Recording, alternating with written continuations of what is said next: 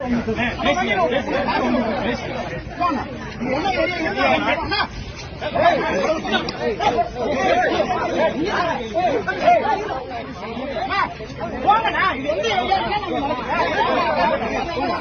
மூக்குல ரத்தம்?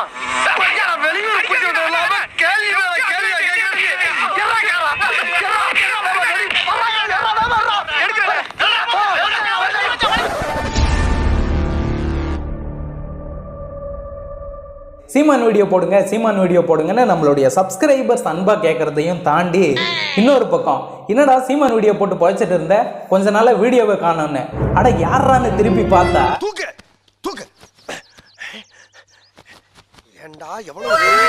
நம்ம ஆம குஞ்சிங்க.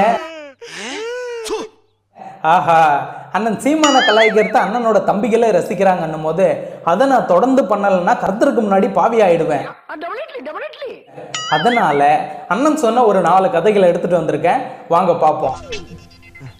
தம்பி இப்ப சந்தோஷம் தானே? அண்ணன் நடை சொன்னா அண்ணன் போறோம், அண்ணன் வண்டி விட்டுறாங்க, நான் இருக்கேன்.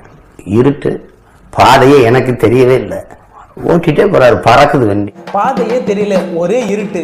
இருந்தாலும் அண்ணன் நடேசன் காரை ஓட்டுறாரு. எப்படி?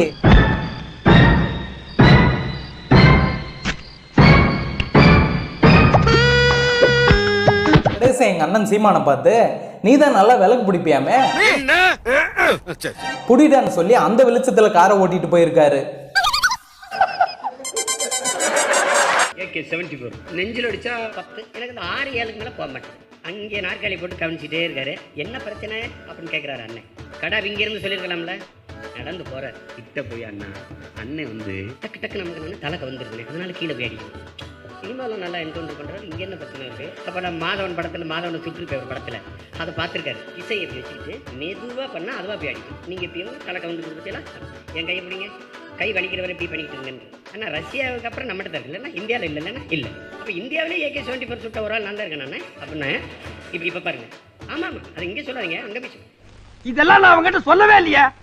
ஏண்டா ஏங்க இங்க ஒரு ஆமை உட்கார்ந்து எங்கீங்க? இப்பதாங்க நடந்துகிட்டே போச்சு. இந்தியாவிலேயே AK-74 சுட்ட ஒரே மகன் நான் தான் இருக்கேன். அண்ணன் சீமான் AK-74 சுட்டேன்னு முதல் தடவை சொல்லும் போது இப்படிதான் ரொம்ப சீரியஸா பார்த்தாங்க.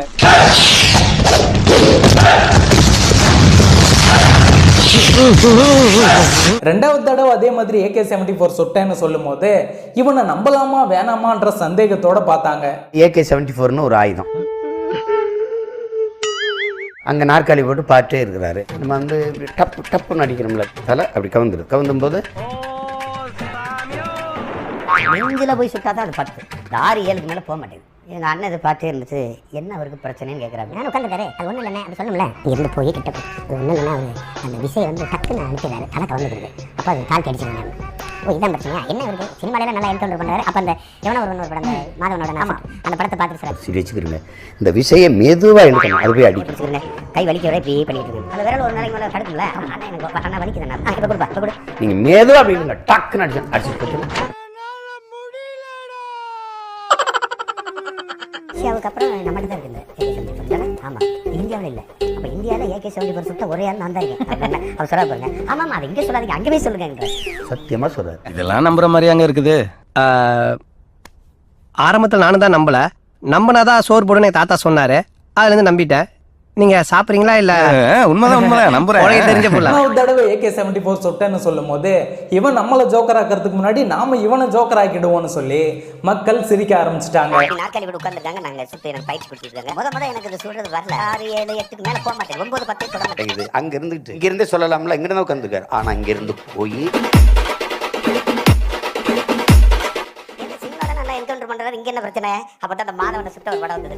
நேரம் வந்தாரு, இசை வந்து அடுத்த படம் தலை வந்துடும். அப்ப மெதுவா அப்படி இழுத்து அதுவே போயிடுச்சு. அப்ப எங்க கையை பிடிச்சிருக்கேன், கை வலிக்கிற வரைக்கும் இப்படி பண்ணிட்டே இருக்கேன். இப்ப கொடுங்க ரஷ்யாட்ட இருக்கு, அதுக்கப்புறம் நம்ம தான் இருக்கு. நீங்க அண்ணன் சொல்ல. அப்ப இந்தியாவில் AK-74 சுட்ட ஒரே ஆள் நான் தானா அப்படின்னு தான் சொல்ல. ஆமாமா, அதை இங்கே சொல்லாதே, அங்கே போய் சொல்லுங்க. நானும் எவ்வளோ பேர் டிராவல் பண்ணிட்டேன்டா, ஆனா உன்ன மாதிரி கேவலமான ஒருத்தனை பார்த்ததே. திரும்ப திரும்ப சொன்னா உண்மையாயிடும்னு அண்ணன் நினைச்சாரு. ஆனா மக்கள் உஷாராயிட்டாங்க. அது சரி, அவங்க நம்ம வாயை பார்த்து வருஷக்கணக்கா பழகிட்டாங்கல்ல, கண்டுபிடிக்கத்தாங்க செய்வாங்க. இருந்தாலும் நீ என்ன வேணாலும் சொல்லுனே, விசில் அடிச்சு கைத்தட்ட மனநலம் பாதிக்கப்பட்ட ஆம குஞ்சுங்கள் நாங்க இருக்கோம்னு சொல்லி இன்னும் பல்ல காட்ட ஆரம்பிச்சுட்டாங்க நம்ம ஆம குஞ்சுங்க. அவனுங்க பாக்குறதுக்கு சாதாரண மனித பிறவி மாதிரிதான் சார் இருப்பானுங்க. ஆனா ஒவ்வொருத்தனும் ஒவ்வொரு ரகம் மென்டல் சார். மென்டலா? பைத்தியம் சார். நம்ம எல்லாருமே நான் வந்து முதலமைச்சர் ஆயிட்டேன், நீ என்ன செஞ்சிட முடியும்? ஒரு வார்த்தைக்கு சொல்லக்கூடாதாப்பா, ஒரு எழுத்து கூட சொல்லக்கூடாது. சரி விடு. வென்றுட்டேன். என் தலைக்கு மேல என் தலைவன் படம் இருக்கிறத நீ எப்படி என்ன பண்ணிருக்க? இப்ப மேசையில நான் எங்க அண்ணன் இருக்கிற படத்தை இப்படி வச்சுட்டேன். நீ அதை எடுத்தா தான் உள்ள வருவே நீனு. சட்டசபைக்குள்ள வர என் பிள்ளைகள் எல்லாம் என் தலைவரை பச்சை ஊத்திட்டு வந்துட்டாங்க. பாராளுமன்றத்துக்கு நான் தடவை வீசிருக்கேன். 4 உறுப்பினர் இருக்கட்டும் அல்லது 40 எங்காலா இருக்கட்டும், இல்லை 10-15 பேரே வர்றோம். வரம்புறம் தலைவர் படத்தை பச்சை வச்சுட்டு உட்கார்ந்துருந்தாரு வச்சுக்க, நீ என்ன பண்ணுவேன்? என்ன பண்ணிடுவேன்னு சொல்லு.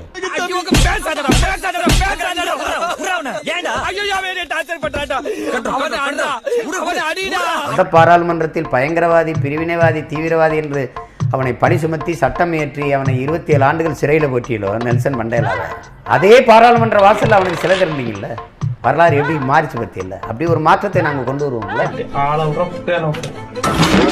வரும். இன்னைக்கு பிரபாகரன் சோரொட்டி ஓட்டினா கிழிக்கிற காவலர்கள் அந்த சோரொட்டியை வந்து யாரும் கிழிக்காம பாக்குற காலமும் வரும்ல. டே, நீ முதலமைச்சர் ஆயிட்டேன்னா பிரபாகரன் கூட இருந்த போட்டோ வை, இல்ல விஜயலட்சுமி கூட ஒன்னா அவுத்து போட்டு இருந்த போட்டோ கூட வை. தப்பே இல்லை. சட்டமன்றத்திலயும் நாடாளுமன்றத்திலயும் உன் தம்பிகளை நெஞ்சில பச்சை குத்தின்னு வர சொல்லு, இல்ல குத்தின்னு வர சொல்லு, தப்பே இல்லை. ஆனா போற போக்குல சீரியஸா முதலமைச்சர் ஆயிடுவேன்னு சொல்றியாடா? எப்படிடா?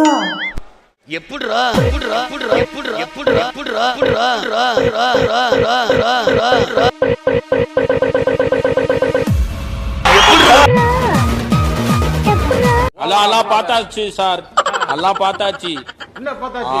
என்னை இறுதி போர்க்கட்டத்தில் அழைத்து பாருங்க, என்னை பாதுகாப்பதே அவருக்கு பிரச்சனை. உனக்கெல்லாம் மானம், சூடு, சொரணை, ஈனம் எதுவுமே கிடையாதா? சுத்தி செல்லடித்துக் கொண்டிருக்கிறார்கள், போர் நடந்து கொண்டிருக்கிறது. இந்த சூழலில் உங்களால் நம்ப முடியுறதா? பாருங்க, சாப்பிட்டு என்ன சாப்பிட்டு போறாரு, அவ்வளவுதானே. பின்னாடி ஒருத்தன் எழுதிட்டே இருக்கான். என்னடா எழுதுறான்னு முத நாள் விட்டுட்டேன், மறுபடியும் எழுதுறான். ஒரு தாளை வச்சு எழுதிட்டேன். ஆமகரி, நத்தை, நண்டு இந்த மாதிரி ஏதாச்சும் இருந்ததுன்னா தட்டு நிறைய போட்டு எடுத்துட்டு வா போ. இந்த சம்பளை 2 முறை தொட்டார். இந்த கூட்டை நன்றாக சாப்பிட்டார், முழுக்க சாப்பிட்டார். இந்த கறியை ஆள் தொடவே இல்லை. இதை வந்து இதை சாம்பார் ஊற்றி கொண்டார், இதை தவிர்த்து விட்டார். இதை எழுதிக்கிட்டே இருக்கேன். அண்ணன் எதை சாப்பிட்டாரு, எவ்வளவு சாப்பிட்டாரு, எப்படி சாப்பிட்டாரு, யூரின் போனாரா, ஜிப்பு போட்டாரா, ஆய் போனாரா, குசு விட்டாரான்ற வரைக்கும் குறிப்பெடுப்பானுங்க. கேட்கறவன் கேனையனா இருந்தா சந்திராயன அனுமார் தான் தூக்கின்னு போய் நிலாவுல குத்த வச்சுட்டு வந்ததுன்னு சொல்லுவான் போல. எந்த பால் போட்டாலும் கோல் போட்டுறான். இப்ப தலைவரும் நானும் இரவு ஒன்றும் சாப்பிட்டுக்கிட்டு இருக்கும்போது பயிற்சி எடுத்துட்டு வந்து ஒரு காட்டுக்குள்ள ஒரு அறையில சாப்பிட்டு, இது நல்லா இருக்கா, இது சாப்பிடுங்க, இது நல்லா இருக்கா, இது நல்லா இருக்கா, அப்படி கேட்டுட்டே இருக்காரு. நல்லா இருக்கேன். ஏன் இதை திரும்ப திரும்ப கேட்கிறேன்னா இதுக்கெல்லாம் டைரக்ஷன் நான் தான். பிரபாகரன் தான் ஒரு மாவீரன் என்றதை மறந்துட்டு இது நல்லா இருக்கா, இது நல்லா இருக்கா, இல்ல அது நல்லா இருக்கா, ஏன்னா இதெல்லாம் நான் தான் சமைச்சேன், நான் தான் டைரக்ஷனு அப்படின்னு குழந்தையா மாறி சீமான் முன்னாடி மண்டி போட்டு